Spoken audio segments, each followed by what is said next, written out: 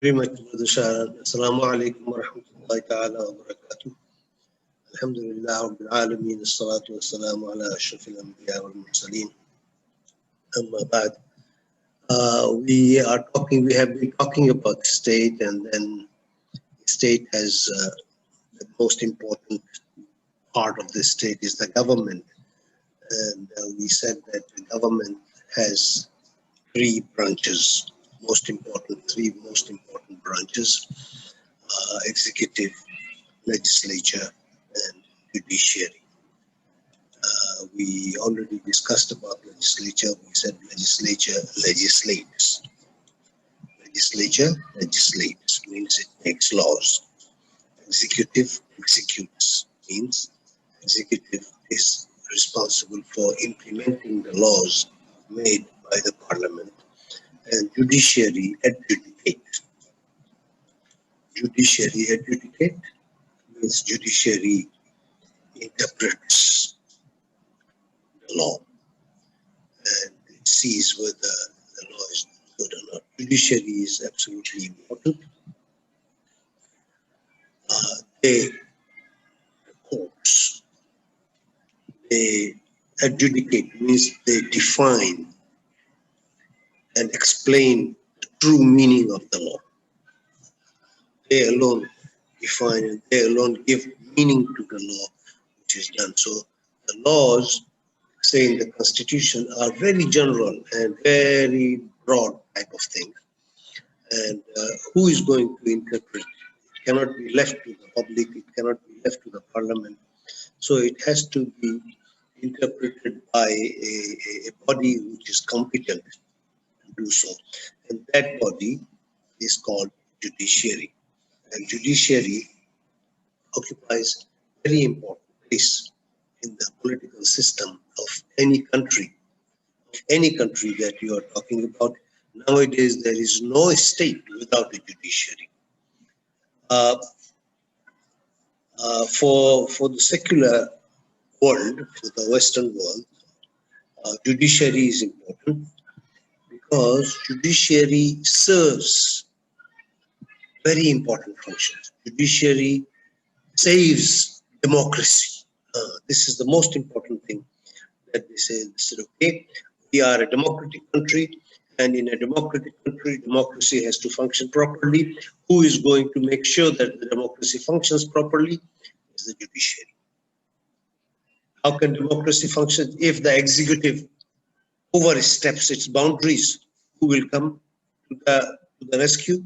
It's the judiciary, because judiciary knows where it's goes. So if the liberty values, the democratic values, they say liberty. If liberty is hindered, then who will come to the rescue?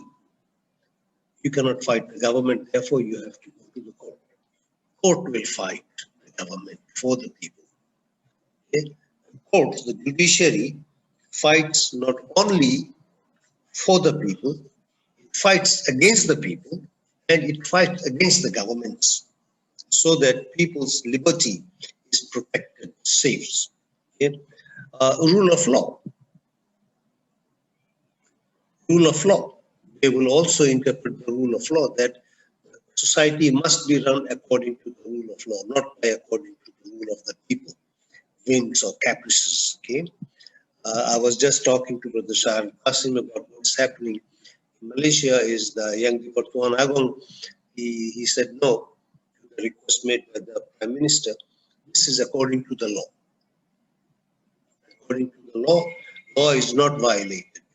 If the law is violated, then people will go to the Supreme Court or will go to the judiciary to seek redress of the grievances that whatever they have.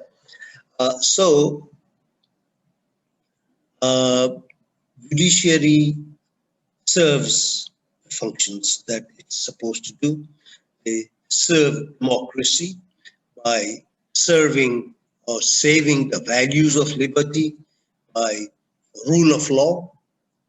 Judiciary limits the government. So existence of powerful judiciary means you have a limited government. Government cannot do and undo whatever it wants. The government has to be within the law, And that is made possible by judiciary which is there. And therefore, judiciary is considered to be very important in the Western world. And judiciary is also considered to be the guardian of the Constitution. It's the guardian of the Constitution. Any act, any law made by the executive or by the legislature has to be in accordance with the Constitution, because Constitution is the law of the land. No law can be made which contradicts the Constitution. And if that is the case, then who will decide whether the law contradicts the Constitution or not? It is the judiciary which decides. And this power of the judiciary to interpret, to explain whether a particular law is in accordance with the Constitution is known as judicial review. Judicial review. Judicial review is very, very important. Unless the government says, no, no, no, we don't give this power. Now, say, for example, in America, there is a judiciary, and the judiciary has the power of judicial review. It has the power to interpret the Constitution. It has the power to come up and say, look, this is the intention of the framers of the Constitution, and therefore this goes on it. And because of, and you should note this one, because of existence of powerful judiciary in America, American Constitution has not been amended many times, as many times as we have. And therefore, if you go to the American embassy here and you ask them, give us a constitution, they will be very happy to give you a constitution. You can just put it in your pocket and come back. It's so small, very few clauses, and these clauses are very general. They do not go into details. All the details are done by the judiciary. Judiciary decides. So if anybody has any doubt whatsoever, go to the judiciary. Judiciary will explain and everything. Therefore, you don't have the need to change the Constitution, to amend the Constitution. There are some countries, as the Constitution was framed, say, for example, in 1957, and if you look at the same Constitution, they say it's the same Constitution, but it has been amended so many times that it has lost the original flavor and original color.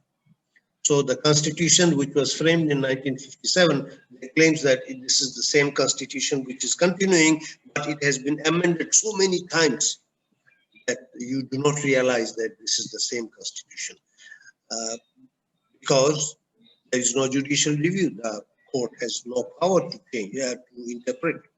But if you give the power to the court, and the court, so the stability of the Constitution, applicability of the Constitution clauses, all of it is essentially on the judiciary.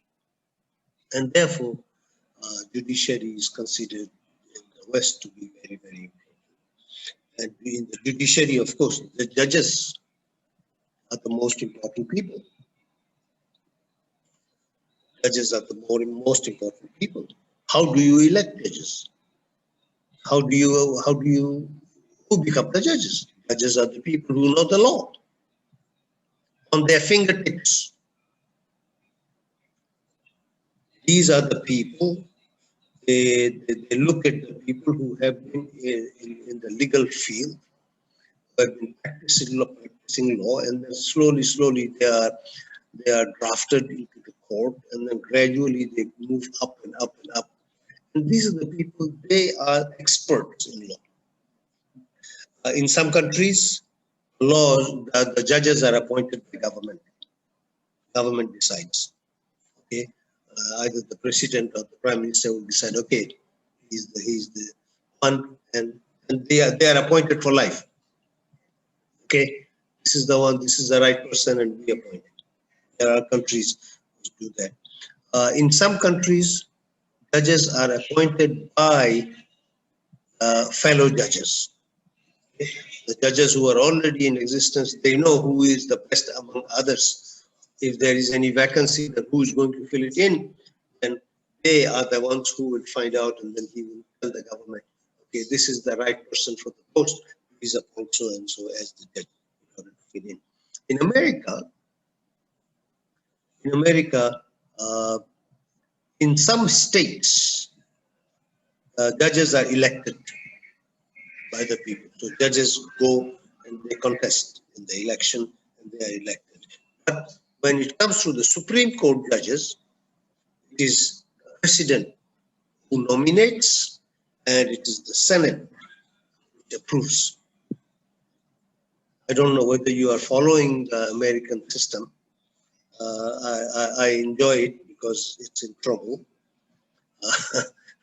The election is going to take place within the next 10 or 12 days of the American president, and Donald Trump is fighting against Joe Biden. And recently he has nominated one Supreme Court judge. I think her name is Amy Barrett. What I want you to know is this, that president has chosen her, but president cannot appoint her. She has to go to the Senate. The Senate will grill her. She has to sit, poor lady, I see her sitting there, and the senators, one after the other, coming and criticizing her this way, that way. What are you going to do? How are you going to deal with Howard? And she has to answer whole day, and it continues until all the members have been satisfied that, okay, this is the one, and they will vote. After they have voted, and if she is appointed, then she goes and she takes over the office. Before that, she cannot take it. Okay? So this is judiciary, very respectable position, and people in the judiciary, they are very honest, very sincere, and they make laws. They interpret laws. The judges, I think you don't know. The judges in some countries, the judges are, once you are appointed a judge, you are not allowed to mix with the general public. You will have no friends. You can only mix among the judges, but not outsiders. The judge will not be allowed, his culture or whatever it is, norms, that the judges will not attend any function. The judges will not go to any kanduri kawin. The judges will not attend any friends' farewell or whatever it is. Only if another one judge calls another judge, yes, it is between them. The reason is very simple. If they become friendly to the public, then they cannot interpret the law as they would like. Because once I become friendly with you, then you get weak. Okay? So when his case or her case comes to you, then you tend to take the side of the person you know. And this is the reason why they say, no, we should not allow them to have any dealings whatsoever with the general public. And they should not be allowed to take any gift from anybody. Any gift from anybody. But this is on paper, this is how it is. And most of the time you would have noticed that the case goes and then it turns out that the judge, he knows the person very well. And therefore, the lawyers will come and say, the judge should not listen to this case. He should get out of here, let another judge take it. Because of the recluse, okay, that he should ask for forgiveness. He should be given freedom to leave the office and let somebody else take over. Because the possibility is there, because he knows the person, he may favor that person.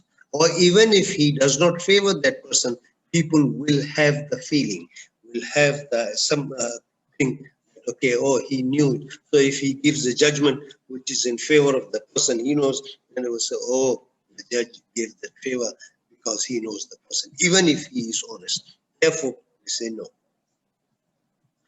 We should not do this kind of things. In Islam also this is the case. Okay? It's not only about the judge, Imam al-Razi. He said that anybody who is holding an administrative position, anybody, not the judge, okay, who is holding an administrative position, and the executive, bureaucrat, civil service, they should not accept any gift from anybody, even their own families. Even a teacher should not accept any gift from any of his students, because if he accepts the gift from his student, then when it comes time for grading, then he may be, favoring that student. It may unconsciously, it does not have to be consciously. Unconsciously, he would say, "Oh, he's a good guy. I know him very well. He gave me a watch, and therefore gave me a plus." And that's why they say in Islam, we do not allow anybody who has this thing. And there is a very famous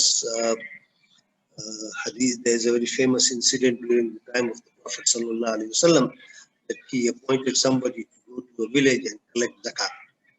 And so he goes there, walks a day or two, and then he reaches the mosque, and in the mosque he says that, "Okay, I have been sent by the Prophet ﷺ for zakat. Here is the handkerchief, please put your zakat money." And so he was sitting there, and then zakat money. After he finished everything, one person, very sincere person, he came in and gave him a turban as a gift from me, please. So he comes in, so nice person, he comes in, and then he accepted the gift, and then he decided to give it to the Prophet ﷺ. So he came in, and then he gave him all the zakat money, and then said, "Ya Rasulullah, this is a gift I received from somebody, I'm giving it to you." Prophet ﷺ said, "They send you to collect gifts. Would this person have given you the gift if you were not collecting the zakat money? Please go back and return it." And this Sahaba has to walk all the way back, find out the person who gave him, and then he came back and returned it.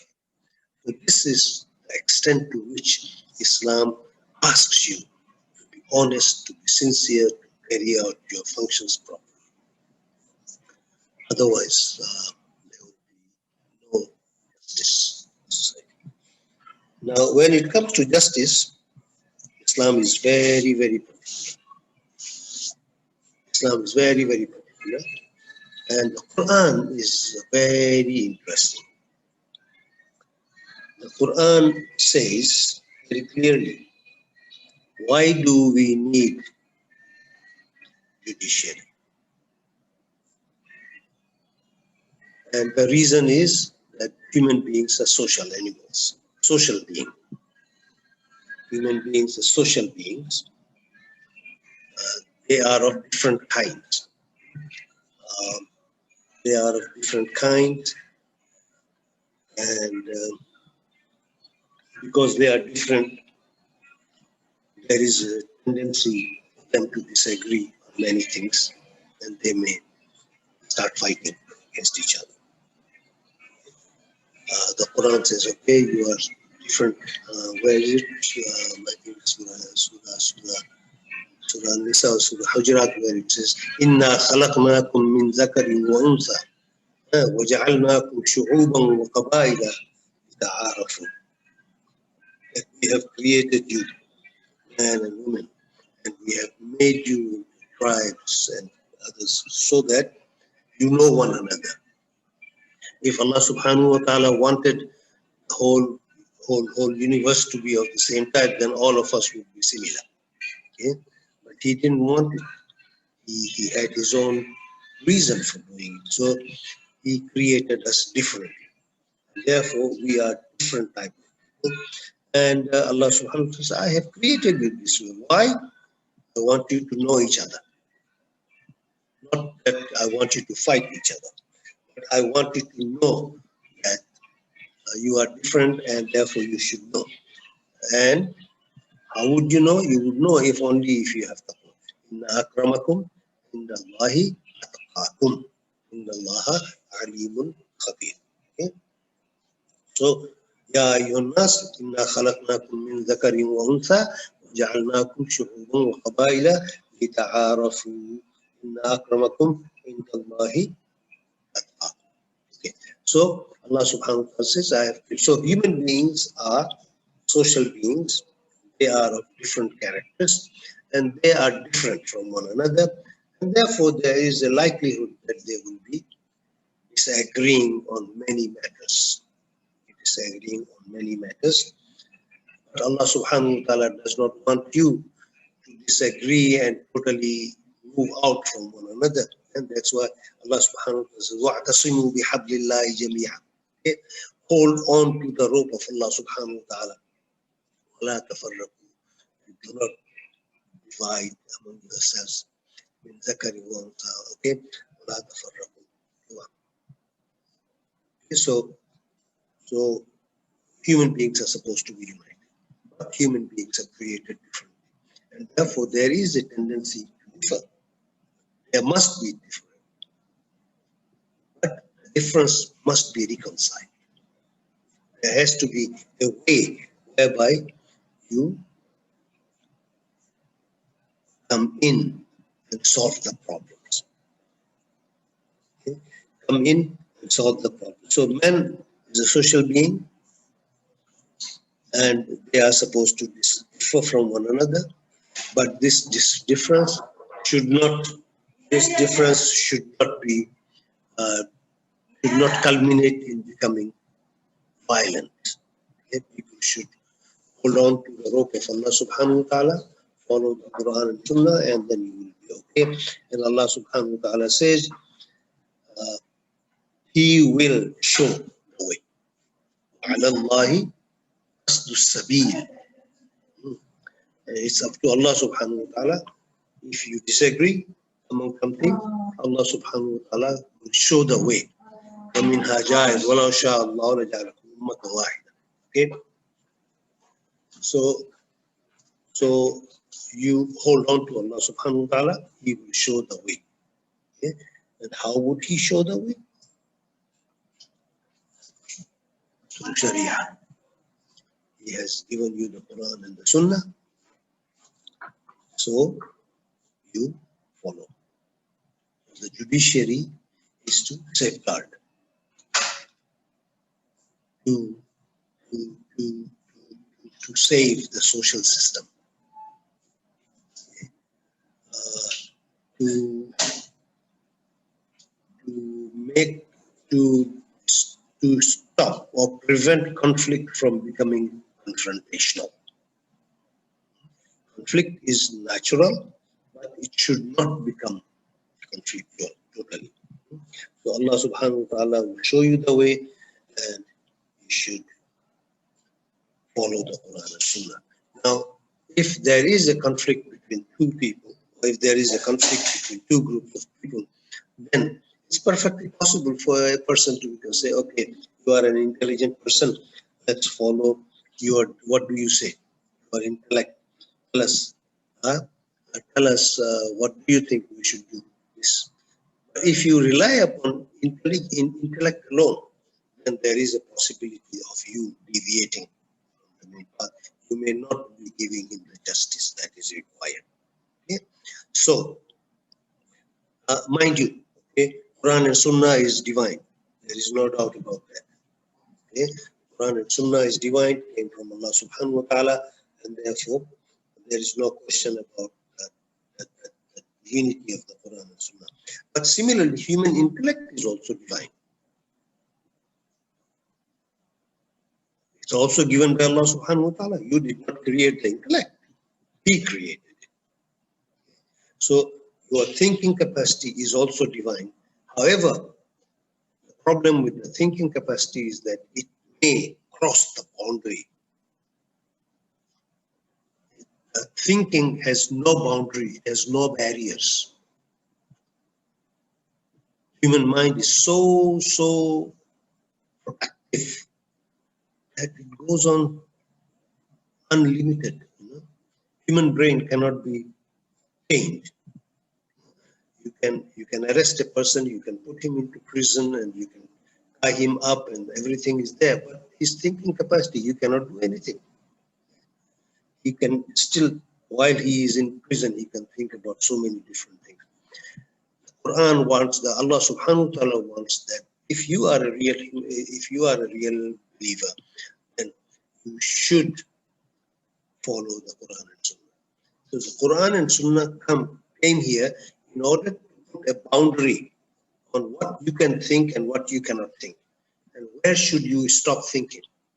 So there is a boundary line, and that boundary comes from Quran and Sunnah. But beyond that, you don't go. If you go, you are likely to be doing injustice to yourself. And that's why it says hududullah, the limits of Allah subhanahu wa ta'ala. That limits is imposed by the Quran and the Sunnah. And therefore Allah says, whoever crosses, he is in trouble. وَمَنْ يَتَعَدَّ حُدُودَ اللَّهِ أُولَٰئِكَ هُمُ الظَّالِمُونَ. So, don't cross the boundaries, number one. Number two, when you judge according to the Quran and the Sunnah. If you don't have the brain, how are you going to understand the Quran and the Sunnah, my dear? Intellect is needed in order to understand the Quran and the Sunnah. But control your intellect and remain within the limits set by the Quran and Sunnah, and follow the Quran and Sunnah and apply it. Okay? And that's why وَمَنْ لَمْ يَحْكُمْ بِمَا أَنزَلَ اللَّهُ فَأُولَٰئِكَ هُمُ الْكَافِرُونَ وَمَنْ لَمْ يَحْكُمْ بِمَا أَنزَلَ اللَّهُ فَأُولَٰئِكَ هُمُ الْفَاسِقُونَ وَمَنْ لَمْ يَحْكُمْ بِمَا أَنزَلَ اللَّهُ فَأُولَٰئِكَ هُمُ الظَّالِمُونَ. Okay? So I think it's Surah Ma'idah. Yeah, Surah Ma'idah, ayah 44, 45, and 48. I think, yeah, 44, 45, 48, something. It's the Surah Ma'idah. So human reasoning, you must apply the reasoning in order to resolve this. So what is important here is that there is a need for law, because human beings are social beings, and as a social being, Allah subhanahu wa ta'ala has created them different.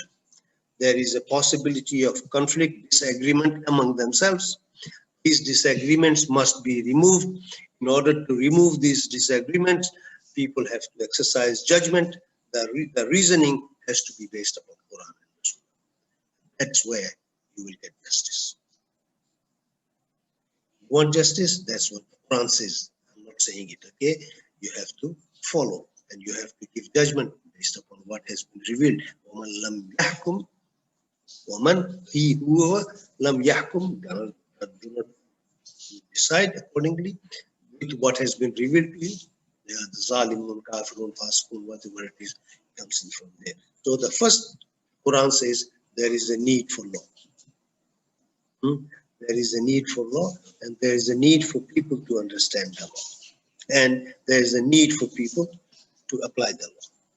Okay? This is the requirement. This is the first thing that you have to do it. Okay. Secondly, of course, how would you decide? You can decide on the basis of your intellect. You can decide on the basis of your intellect. You cannot be secular. Remember this. Okay. You are allowed to use your intellect without becoming secular. That intellect must be within the bounds of Quran and Sunnah, not outside. So what's the difference between secularism and Islam? That's the difference. Secularism is not anti-Islamic. Secularism is also not un-Islamic. Secularism does not ask you to stop praying. Secularism does not say that you must not build mosques. Okay? Secularism simply says, do whatever you want in your private life. You want to pray 5 times a day, you pray 55 times a day, I don't mind. You are fully free to do it, as long as you do it with your own money, without you asking the government to pay for you. And when it comes to the government, we will decide what people want. We will not decide what your Quran wants. Okay? That's the difference. That's the difference between us and them. Okay? We say, whatever we do it for you, Allah subhanahu wa ta'ala. Whatever we do it according to your dictates, Ya Allah subhanahu wa ta'ala. Okay? For us, Allah is the greatest one.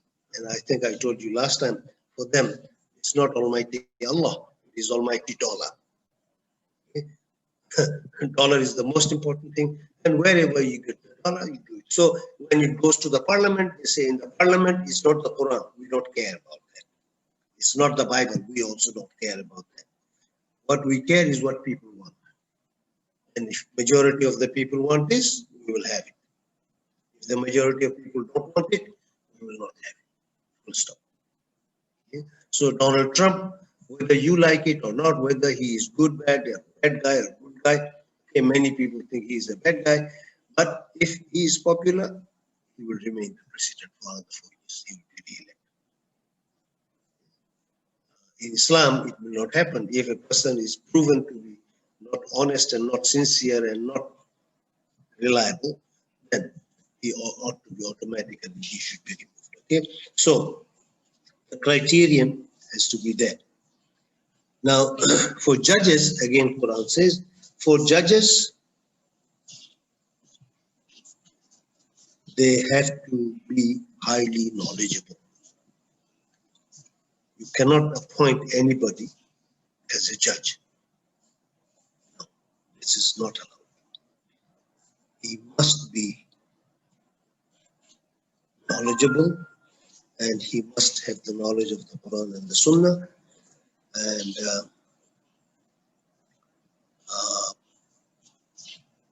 he must know the Torah, he must know our heritage, and he must know. And then in contemporary period, he must know both the secular principles as well as the Islamic principles. And secondly, that the judge, these are all according to the Quran, okay? We are not talking about anything. The judges, they have to be intelligent, but their intellect must be directed towards Quran and Sunnah.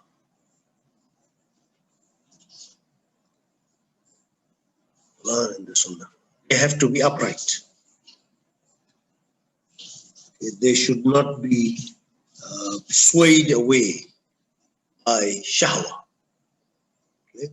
By desire, worldly desire. And they should not also be swayed away by ghadab, anger with somebody. No. The judge must be a knowledgeable person, highly intellectual, highly safe, highly honorable person whose intellect is countable. They will decide on the basis of what is right and what is wrong. Okay? They know the difference between what is right and what is wrong, and they will do what is right. And when they are taking a decision according to the Quran, they should not be swayed away by shahwa, by desire, and they should not be carried away by anger. Both of these are not. That's why Quran says, Ya ayyuhalladhina amanu kunu qawwamina bil qist shuhada lillah ala anfusikum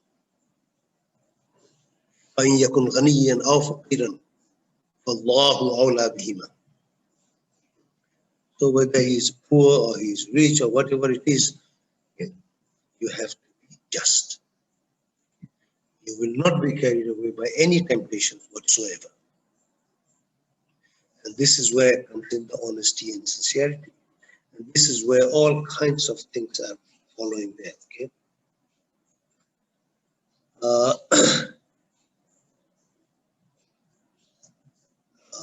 They have to come clean, very clean.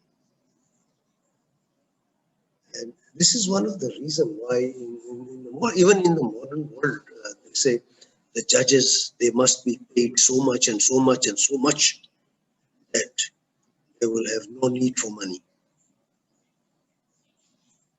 That's why judges are given free housing, free cars, decorated cars, chauffeurs are given, all the facilities in the world are given to the judges. Why? So that they do not have any temptation whatsoever. They should not feel that they are inferior to anybody else. But Islam, also we also take all kinds of precautions, but that sincerity, that humility would come from the fear of Allah subhanahu wa ta'ala. But there is a possibility human beings are weak. Allah subhanahu wa ta'ala has created human beings weak. Okay, they are subject to all kinds of temptations, and therefore we should protect them from all kinds of temptations. In addition to them having their fair share. Okay, those who are fighting, those who are in conflict, they have to go to the judges, and they must also believe in the Quran and the Sunnah.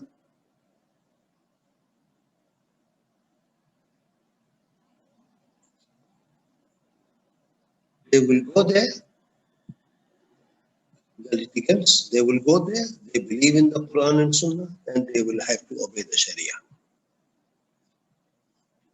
فَلَا وَرَبِّكَ لَا يُؤْمِنُونَ حَتَّى يُحَكِّمُوكَ فِيمَا شَجَرَ بَيْنَهُمْ ثُمَّ لَا يَجِدُونَ فِي أَنفُسِهِمْ قَضَيْتُ وَيُسَلِّمُوا تَسْلِيمًا. Okay? You submit to the Quran and Sunnah and obey the Sharia. This is what it is. And those witnesses, also Quran talks about the witnesses. They must be also knowledgeable. They must also be just. They will not be as knowledgeable as the judges and others, but they must still be knowledgeable. Knowledgeable means whatever they are saying, whatever they have witnessed out, they must witness it with their own eyes. They must have seen what they are saying, and then they should come up and say, okay, we have seen this. They don't think about it. Oh, so and so happened, this so and so said this. No. Have you seen it? The witnesses must come and they should say, well, we have seen it all. This has happened, this has not happened, etc., etc. So the Quran is very, very, very, very clear. Absolutely clear on what is needed. Justice is very essential, and people have to understand this part. And most of us, we do not emphasize this part because we think that it is okay. Now, judiciary in Islam, judiciary is called qada. Literally, qada means to execute. Execution of the Sharia. So they will implement the Sharia. It's the execution of it. This is why it's called qada. Okay, and qada means to adjudicate according to the Sharia.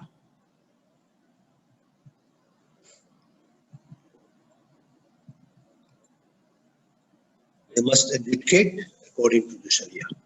There will be separation of powers between the executive, legislature, and judiciary. Judiciary will be totally independent. This qada, this judiciary will be totally independent. They will not be influenced by the executive, the president, or the prime minister whatsoever. Prime minister will not intervene, or president will not intervene. If there is a corruption case going on against your friend, the prime minister should not intervene. Nobody should publicly,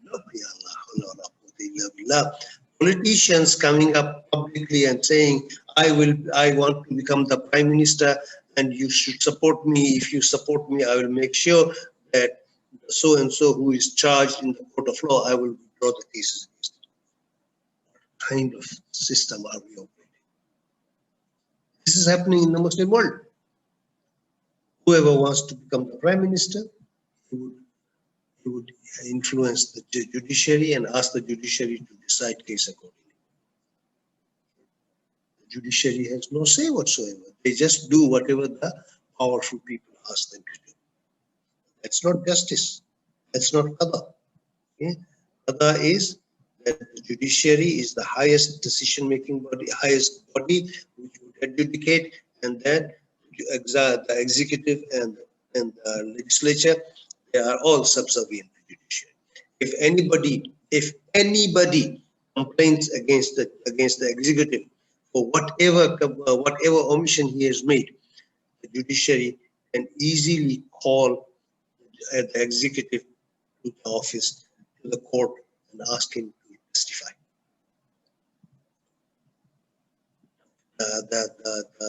The leader, the executive cannot say, "Hey, I'm the prime minister. Hey, I'm the executive. I'm the king. Hey, I'm the president. I will not come. Tell me what is it?" No. Judiciary can summon you. You go there. You have to present yourself. You have to present your case.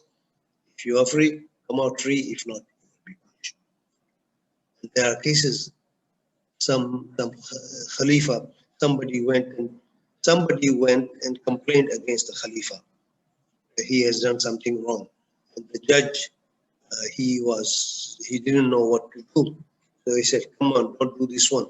Okay. So he went to the Khalifa and said, "So and so has complained," and I told him. And then the next day, what happened was that the judge was removed by the Khalifa. Why?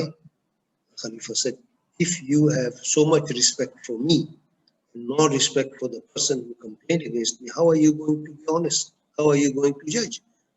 There will be no justice." And therefore, so the judges must take care of it.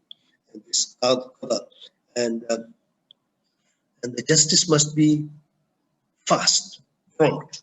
There should be no delay in implementing justice. Therefore, they say justice delayed is justice denied. There should be no delay in justice. Okay? It should be done promptly, and it should be done very, very fast. Okay? They should settle disputes. Definitely, they will settle disputes. They will issue declaratory judgments, and they will also have judicial review. Nowadays, because we have the Constitution, even during the time of the Prophet ﷺ, there was the Constitution. I hope all my listeners know that the first written constitution in the world, first written constitution in the world came from the Muslims and came from the Prophet Sallallahu Alaihi Wasallam himself. And that is known as the Surah Medina. The Surah Medina, the Constitution of Medina. And that is the first one. And who is going to interpret? Of course, at the time of the Prophet Sallallahu Alaihi Wasallam, things have not developed. He himself used to interpret, and he used to tell them that, okay, this is what it means, this is what it meant. So, so they did it. So now they say, okay, judicial review is the function that the judges must follow. So they should interpret the Constitution. Okay? If you have a Constitution, then they will interpret the Constitution.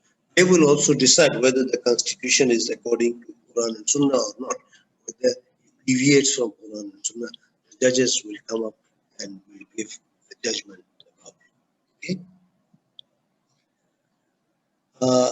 This judiciary is also came to be known as Diwanun Nazr fil Masalim. Diwanun Nazr fil Masalim. Some people confuse Diwanun Nazr fil Masalim with ombudsman. Ombudsman is included in Diwanun Nazr fil Masalim, but this is the term which came to be known. And they came to make sure that the judiciary is independent and they have the power try executive. Any deviation from the law, the judiciary, this Diwan al-Mazalim, Diwan al-Nazar will execute that one.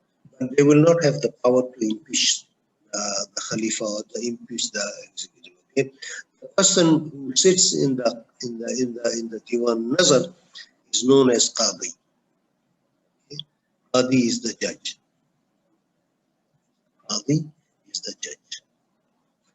And of course, Qadi will execute justice. Qadi will execute justice. And according to Imam al-Mawardi and according to Shatibi and also others, they say that the Qadi must be a person of blameless character and life. This is the term they use, blameless character and life. Not that they have committed anything wrong, but people should not have any doubt about them. Okay? Nobody should ever come and say, oh, you have done this wrong, you have done that wrong. So they have to be totally blameless. Otherwise, you are disqualified. Okay? Secondly, they must know the Sharia in full. They must know Sharia in full. Okay? Of course, they will have authority on the Quran and the Sunnah. They would also be well versed with class and other things. Okay? And they will be doing this kind of things. And they should have, according to some, they should have the capacity to carry out ijtihad. They should be mujtahid. They should be, in other words, the Qadi will take part in the creation of Sharia, fiqh. So he will become a faqih also. So he should be a mujtahid and he will become a faqih. And therefore, he will carry out the responsibilities given to him. As I told you, there will be settling disputes. There will be settling disputes coming in front of them. They will issue declaratory judgments, and they will also be what is known as judicial review, and their decision is final. Nobody can override the decision. The decision of one judge can be overridden by the decision of another judge by showing where the judge has gone wrong. But the decision taken by the judiciary cannot be annulled by legislature or executive. That power is not given. So overall, Islam respects power. Islam respects justice. Justice is required by the Quran and the Sunnah. If you are asking about Islam, then Islam is nothing but justice. Islam is just, and Islam wants the Muslims to abide by these laws. Some of you may be asking this question, maybe thinking about asking questions. Interestingly, I have looked at, Brother Shahran, I have looked at a number of questions that came out of this talk, and I think it will become a good book for me. Inshallah, if I have the time. It's beautiful questions that came from them. And if one sits down and tries to answer those questions, it will come out as a very good, inshallah. If I have time, Allah gives me hidayah, gives me long life, inshallah, I will try to prepare a book. It's okay. Now, what I'm thinking, you are thinking is there any Muslim country in the world now where you have judiciary of the type I have discussed? No, we do not have any country where judiciary is totally independent. And there are some countries where judiciary implements certain laws. Yes, some kind of freedom is given. But if you are looking at in terms of balancing, right? Okay, there are some countries where you have the judiciary which has some independence, and they do implement laws, and they do interpret laws. Okay? Uh, Occasionally, yes, executive may intervene and say, hey, I want you to give a decision along that line. The guy has nothing else to do to give a decision. Otherwise, he loses his job. He doesn't want to lose his job, so he will do what the executive asks him to do. But otherwise, in most of the cases, the executive will not intervene. Or number two, in some countries, judiciary is given, but their power is limited, constitutionally defined. Okay, this judiciary can do only these things. They cannot go beyond those limits. Okay? So a Sharia judge has to decide only on matters which comes under him. Not other than that, it will not. So it will be. In some countries, like Malaysia, we have civil courts and the Sharia courts going side by side. Okay?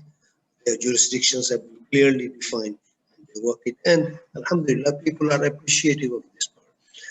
In many Muslim countries, no. Iran is another country where there is a lot of interference by the executive, but judiciary is more or less clean. And the ulama and the fuqaha, they sit in that judicial system. And therefore, I can say that yes, we do have some semblance of it, not much. And Malaysia can definitely take pride by saying that we have Sharia code. In other countries, they wouldn't say that there is a Sharia code and civil code. So Pakistan would come up and would say, okay, we have Sharia code. Overall, the system is there. If you're asking whether there is 100% Islamic judiciary, no, we don't have it. But then, what good is it? If it is 100%, then what are you people going to do? This is the responsibility of all the ulama and all the Muslims to struggle so that we have an Islamic system, an Islamic judicial system. Wallahi tawfiq wal hidayah. Assalamu alaikum wa rahmatullahi ta'ala wa barakatuh. Waalaikumsalam warahmatullah. Thank you so much, Prof. I think this issue of implementing law, implementing Sharia or hudud, that's commonly known, is very contentious issue. Some people take it to the extreme, willing to do jihad of it, inshallah, and so on and so forth. Yeah. So we have three questions. One from Brother Sharan, before we go to the questions, I just want to make it very clear that Sharia is not law. Okay. Okay. And here there is a lot of misunderstanding. People think that if you implement hudud, you are implementing Sharia. Hudud is a very small portion of the Sharia. Okay? It's a very small portion of the Sharia. So implementing hudud does not automatically mean we are implementing Sharia. Okay? Hudud deals with capital punishment part of the things. Okay? But it's only a very small part of the whole Sharia. The court is supposed to do much more than that. Okay? So we should not confine Sharia only to hudud. Even the secular people do not allow you to have hudud law, not to speak of the Sharia. Okay, yes. True, very true, yeah. Okay, first one from Ustazah Halima. The difference between the Quran and other books is that it is neither reliant on the intellect or nor prescribed to the intelligent. It is a book of guidance. our judges nowadays rely more on evidences, precedent, and logic to decide on matter in need of legislation. How can we instill the element of faith and piety in addition to the above mentioned features? Very good question, very difficult question, and it comes from the Ustaza. The Ustaza should answer it. I should not be answering it. Quran and the Sunnah is clear guidance from Allah subhanahu wa ta'ala, and we all have to abide by it. Okay? But as I said in my presentation, that you have to apply intellect and reasoning in order to understand. So both you need Quran and Sunnah as well as intellect. If you have no intellect, who is going to understand Quran and Sunnah? Therefore, you have to apply your judgment. What the Quran and Sunnah says, you have to understand it. But you will not go beyond the limit. That's called hudud.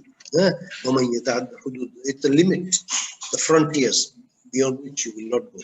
Our Quran never says that you should not rely upon concrete evidence. Quran says you have to rely upon concrete evidence, whatever evidence you have seen.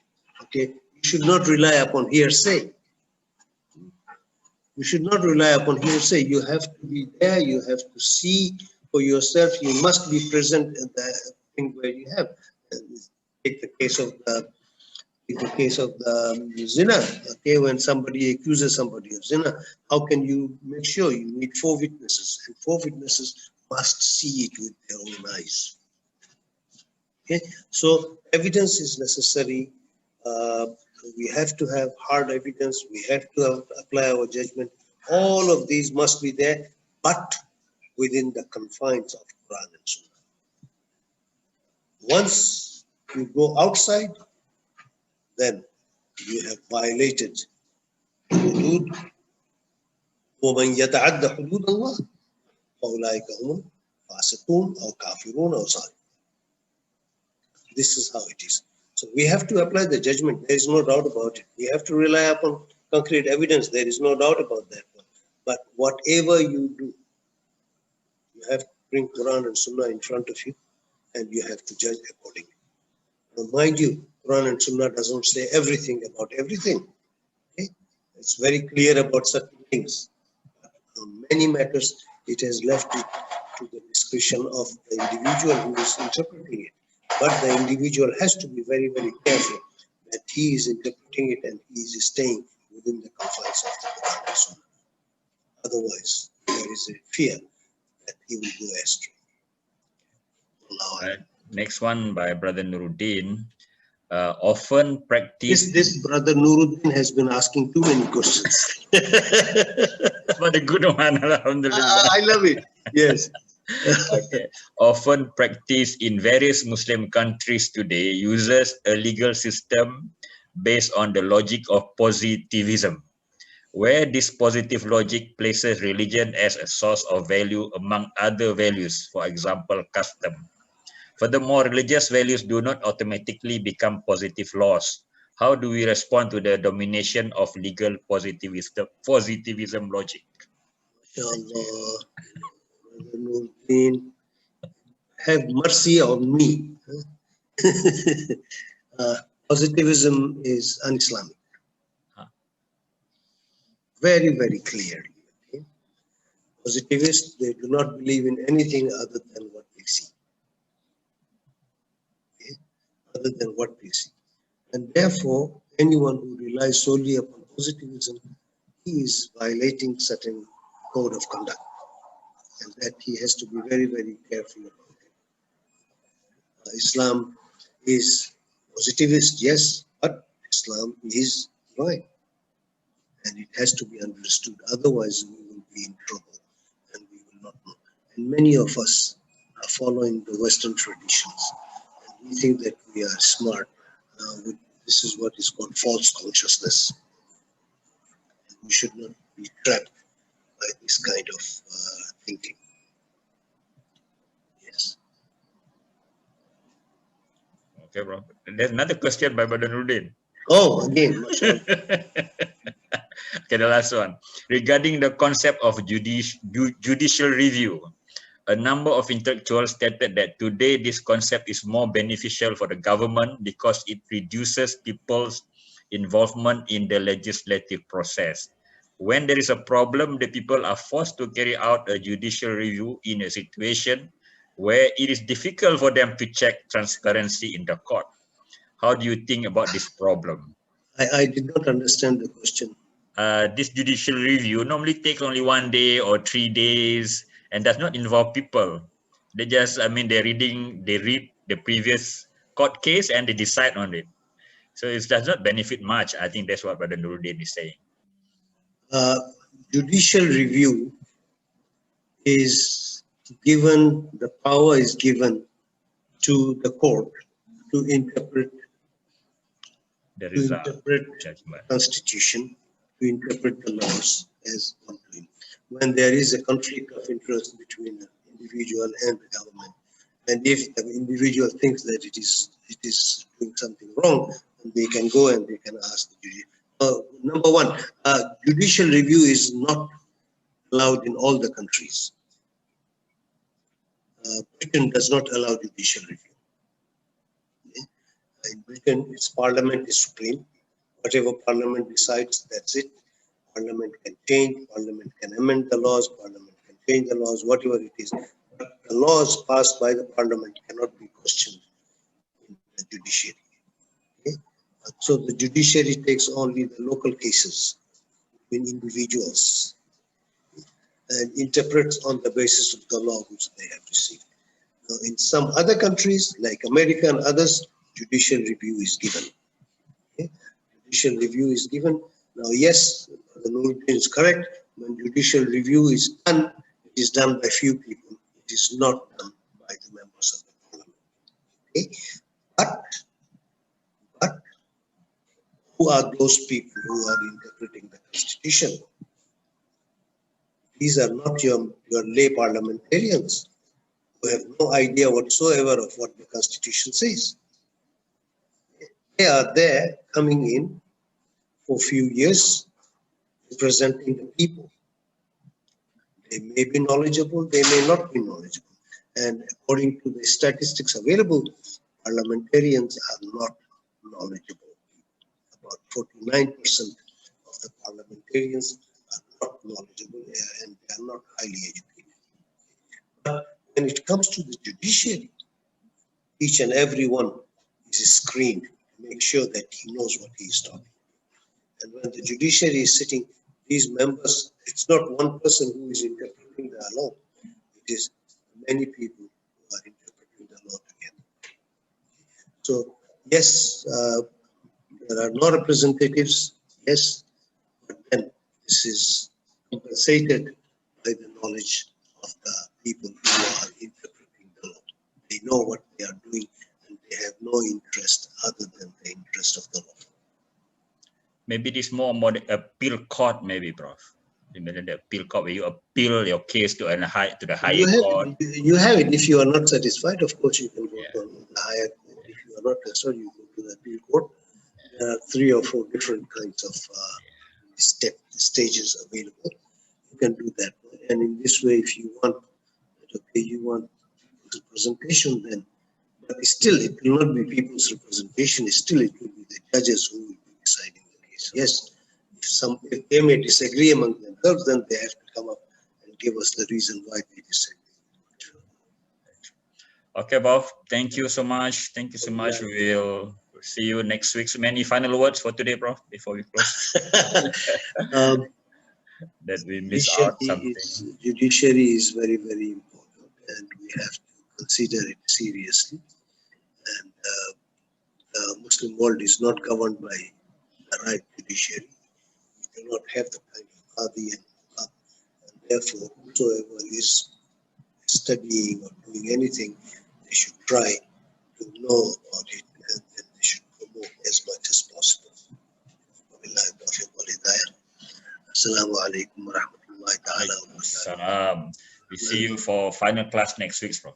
For final class. Alhamdulillah, mashallah. Today is our 6th class, so next week is our 7th class. Next will be 7th class. Alhamdulillah. Okay, Prof. Assalamu alaikum. Thank you very, very much for all that.